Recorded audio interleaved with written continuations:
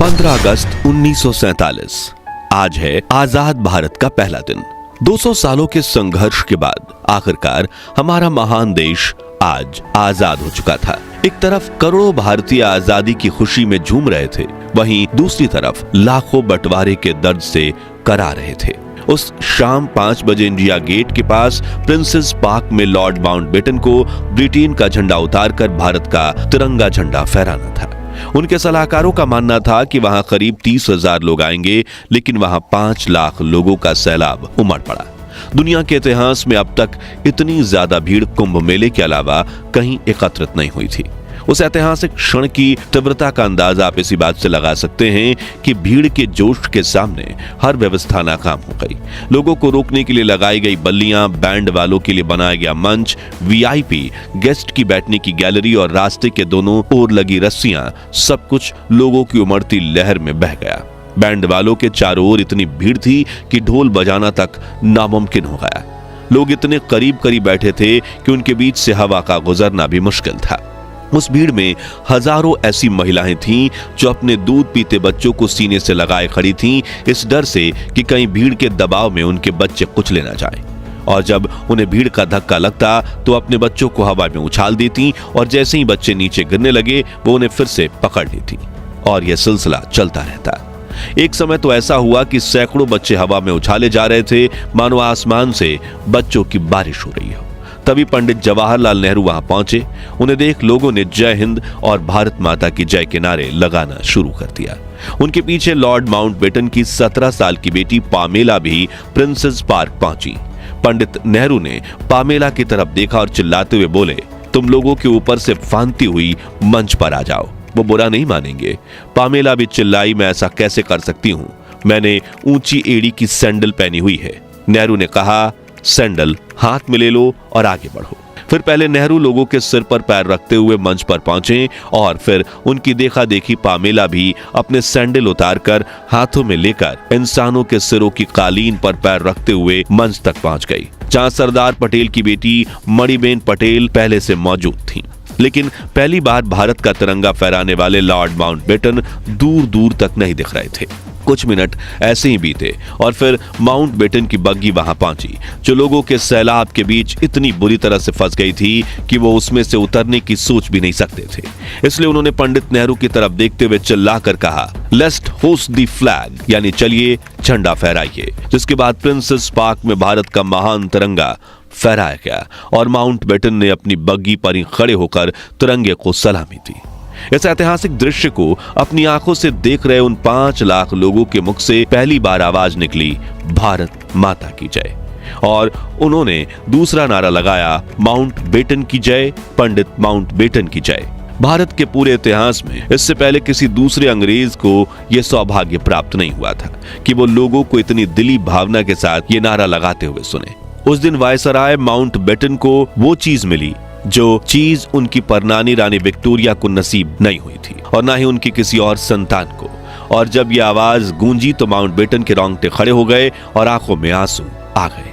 उस ऐतिहासिक और मधुर क्षण में भारत के लोगों के दिलों में ऐसा उल्लास था कि पलासी की लड़ाई, 1857 के अत्याचार और जालियांवाला बाग की खूनी दास्तान जैसे दुखद अध्याय मानो कहीं खो गए। जैसे ही भारतीय तिरंगा हवा में लहराया, उसके ठीक पीछे एक इंद्रधनुष उभर आया। ऐसा प्रतीत हुआ जैसे प्रकृति भी भारत की आजादी का जश्न मनाने और उस पल को और अधिक रंगीन बनाने के लिए तैयार थी। इस ऐतिहासिक क्षण का अनुभव करने के बाद जब माउंटबेटन अपनी बग्गी में बैठकर गवर्नमेंट हाउस की ओर बढ़े, तभी उनकी पत्नी एडविना ने थकी मांदी महिलाओं को अपनी बग्गी में चढ़ा लिया। वे इतनी निढाल हो चुकी थी कि लगभग बग्गी के पहिए के नीचे आ गई थी। वे महिलाएं उन सीटों पर बैठ गईं जो काले चमड़े से मड़ी हुई थी और इंग्लैंड के राजा रानी के बैठने के लिए बनाई गई थी।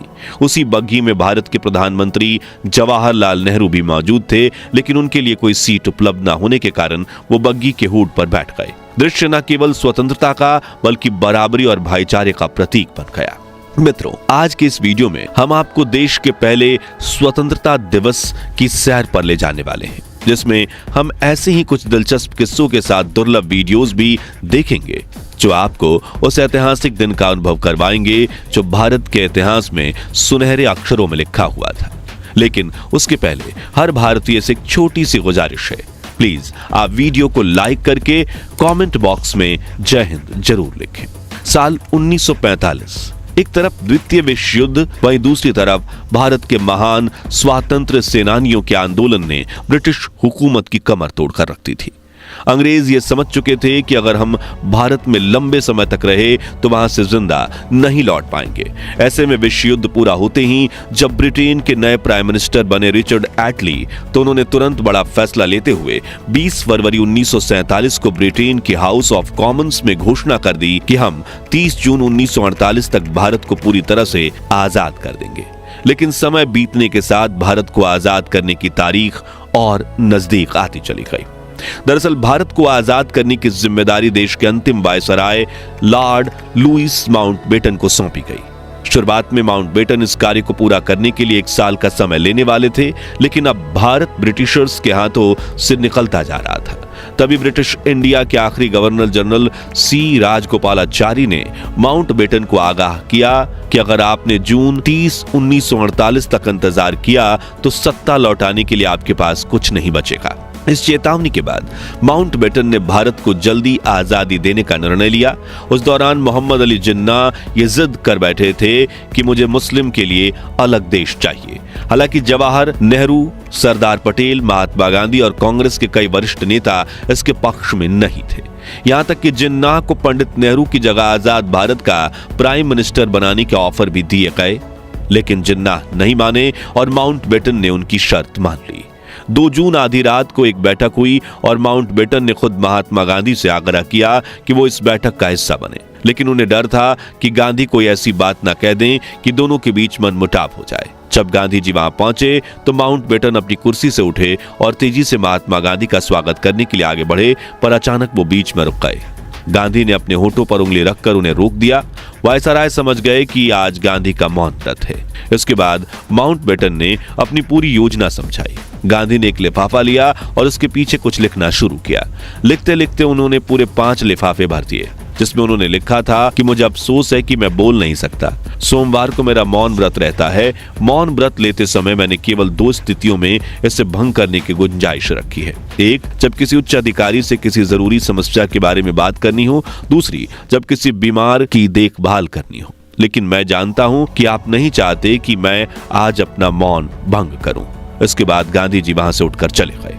अगले दिन यानी 3 जून 1947 को माउंटबेटन ने एक प्रेस कॉन्फ्रेंस बुलाई और घोषणा कर दी कि 15 अगस्त 1947 के दिन भारत को स्वतंत्रता दी जाएगी। इसके साथ ही भारत और पाकिस्तान के रूप में 2 अलग अलग देशों का निर्माण होगा, जिनके संविधान भी अलग अलग होंगे। यहाँ एक दिलचस्प बात यह है कि प्रेस कॉन्फ्रेंस से पहले माउंटबेटन ने आजादी की तारीख सोची नहीं थी, बल्कि जब पत्रकारों ने उनसे तारीख पूछी तब उन्होंने फट से इस तारीख को चुन लिया, क्योंकि वर्ल्ड वॉर 2 के दौरान इसी तारीख पर उनके नेतृत्व में जापान की सेना ने ब्रिटेन के सामने आत्मसमर्पण किया था।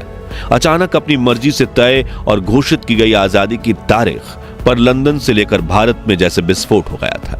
किसी ने नहीं सोचा था कि लॉर्ड माउंटबेटन भारत में ब्रिटेन के इतिहास पर इस तरह पर्दा गिरा देंगे। वहीं देशवासियों में यह खबर खुशी और उत्साह लेकर आई। जिस आजादी के लिए लाखों स्वतंत्रता सेनानियों ने अपने प्राणों की आहुति दी थी, अब वह दिन करीब था जब पूरा देश आजादी की खुली हवा में सांस लेने वाला था। मित्रों, क्या आपने कभी सोचा कि आजादी के लिए तो 15 अगस्त की तारीख चुनी गई, फिर स्वतंत्रता समारोह 14 और 15 अगस्त की आधी रात को ही क्यों शुरू किया गया? तो इसके पीछे भी एक खास कारण था। दरअसल भारत के वरिष्ठ ज्योतिषियों के अनुसार 15 अगस्त का दिन ग्रह नक्षत्र की स्थिति के हिसाब से शुभ नहीं था। उन्होंने सलाह दी कि इतने महत्वपूर्ण कार्य के लिए यह दिन उपयुक्त नहीं है और सौभाग्य से 14 अगस्त के दिन सितारों की स्थिति 15 अगस्त की तुलना में ज्यादा बेहतर थी।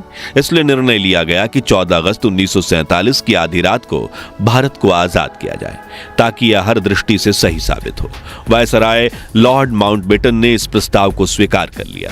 14 अगस्त की रात 11 बजे दिल्ली के संसद भवन के सेंट्रल हॉल में स्वतंत्रता दिवस समारोह आयोजित किया गया। समारोह की शुरुआत सुचेता कृपलानी ने की, जो बाद में उत्तर प्रदेश की पहली महिला मुख्यमंत्री बनी। उन्होंने सबसे पहले अल्लामा इकबाल के गीत सारे जहां से अच्छा और फिर बंकिम चंद्र चट्टोपाध्याय का वंदे मातरम गाया, जो बाद में भारत का राष्ट्रीय गीत बना। ठीक 11:55 पर स्वतंत्रता भारत के पहले प्रधानमंत्री जवाहरलाल नेहरू ने अपना ऐतिहासिक भाषण ट्रिस्ट विद डेस्टिनी यानी नियति से मिलन दिया। भाषण की शुरुआत उन्होंने की, बहुत साल पहले हमने नियति से एक वादा किया था और अब वो समय आ गया है जब हम अपनी नियति की उस प्रतिज्ञा को काफी हद तक पूरा करेंगे। आधी रात के समय जब दुनिया सो रही होगी, भारत जीवन और स्वतंत्रता के लिए जागेगा। उन्होंने आगे कहा, इस आजादी के दरवाजे पर जब हम खड़े हैं कि हिंदुस्तान किसी एक फिरके का मुल्क नहीं है, एक मजहब वालों का नहीं है, बल्कि बहुत सारे बहुत किस्म के बहुत धर्म और मजहबों का है। किस तरह की आजादी हम चाहते हैं। उनके इन शब्दों ने आजादी के महत्व और नए भारत के सपने को बखूबी अभिव्यक्त किया। फिर जैसे ही घड़ी ने 12 के रात बजा दिए, शंखनाद की गूंज पूरे सेंट्रल हॉल में फैल गई। वहां मौजूद लोगों की आंखों से खुशी और भावुकता के आंसू बह निकले और महात्मा गांधी की जय के नारों से सारा माहौल गूंज उठा। इसके बाद आजादी के लिए अपने प्राण न्यौछावर करने वाले वीर स्वतंत्रता सेनानियों की याद में 2 मिनट का मौन रखा गया। संसद भवन के बाहर मूसलाधार बारिश हो रही थी। इसके बीच हजारों भारतीय इस ऐतिहासिक क्षण का इंतजार कर रहे थे। जैसे ही पंडित नेहरू संसद से बाहर आए, लोगों की भीड़ उमड़ पड़ी। वरिष्ठ पत्रकार खुशवंत सिंह ने उस भावनात्मक पल को याद करते हुए लिखा, हम सब रो रहे थे। अनजान लोग एक दूसरे से खुशी से गले मिल रहे थे। वहीं एक वरिष्ठ अमेरिकी पत्रकार ने इस क्षण का अनुभव साझा करते हुए लिखा, सड़कों पर लोग खुशी से झूमते और चिल्लाते नजर आ रहे थे। हिंदू, मुसलमान और सिख सभी जाति और धर्म के भेद को भुलाकर आजादी का जश्न मना रहे थे। माहौल ऐसा था मानो यह न्यूयॉर्क के टाइम्स स्क्वायर पर नए साल की पूर्व संध्या हो। 15 अगस्त की सुबह 8:30 बजे लॉर्ड माउंटबेटन ने जवाहरलाल नेहरू को स्वतंत्र भारत के प्रथम प्रधानमंत्री के रूप में शपथ दिलाई। आइए इस ऐतिहासिक क्षण की दुर्लभ वीडियो देखते हैं। और हमारे सब प्रधानों के सामने फेडरल कोर्ट के चीफ जस्टिस न्यायमूर्ति श्री हरिलाल कन्या के हाथों देश सेवा की शपथ लेते हैं। इसी तरह गवर्नर जनरल के हाथों अपनी नई हुकूमत के मुख्य प्रधान पंडित नेहरू और दूसरे प्रधान देश सेवा की शपथ ले रहे हैं। आजादी की यह जश्न सिर्फ दिल्ली में नहीं बल्कि पूरे देश में मनाया जा रहा था। हर तरफ भारत का तिरंगा लहरा रहा था। लोग सड़कों पर इकट्ठा होकर देशभक्ति के गीत गा रहे थे। हर तरफ भारत माता की जय, महात्मा गांधी की जय, जय हिंद और जय भारत के नारे गूंज रहे थे। और आजादी की खुली हवा में सांस लेते हुए सभी भारतीय उन क्रांतिकारियों को याद करते हुए आंखों में आंसू लिए जय हिंद के नारे लगा रहे थे, जिन्होंने देश को आजादी दिलवाने के लिए अपने प्राणों की आहुति दे दी थी। लेकिन दूसरी तरफ देश के कुछ हिस्सों में लोग बंटवारे का खौफनाक दर्द भी सह रहे थे। उनके लिए 14 अगस्त की रात खुशनुमा नहीं बल्कि दुख, दर्द और पीड़ा से भरी काली रात थी, जिस विषय में आप हमारी डिटेल्ड वीडियो डिस्क्रिप्शन में दी हुई लिंक से देख सकते हैं। तो मित्रों, भारत को स्वतंत्र राष्ट्र बनाने के लिए जिन महान क्रांतिकारियों ने अपने सुखद जीवन और प्राणों को भी दांव पर लगा दिया, उनके सम्मान में कमेंट बॉक्स में जय हिंद जय भारत जरूर लिखें। ये वीडियो पसंद आई हो तो इसे लाइक और शेयर करें। 5100 लाइक्स जरूर करवा दीजिए और ऐसे ही दुर्लभ वीडियोस के लिए हमारे चैनल को सब्सक्राइब करके पास वाली घंटी बजाना मत भूलिएगा। जय हिंद, वंदे मातरम।